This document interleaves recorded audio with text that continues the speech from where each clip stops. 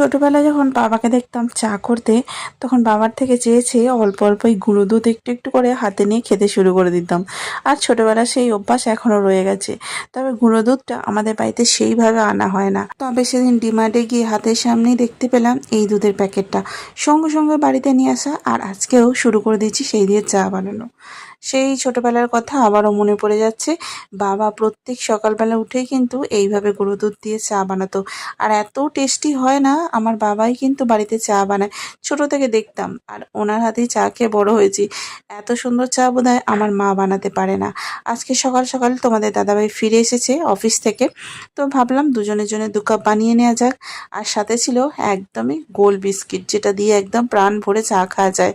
আসলে আমরা বাঙালিরা চা খেতে খেতে এতই অভ্যস্ত হয়ে গেছি যে তার সঙ্গে মুখরোচক কিছু না খেলে হয়ই না আমাদের। আর এই চা খাওয়ার সাথে সাথেই বাবার কথা খুব মনে পড়ে যাচ্ছে আমার। দারুণ হয়েছে চাটা।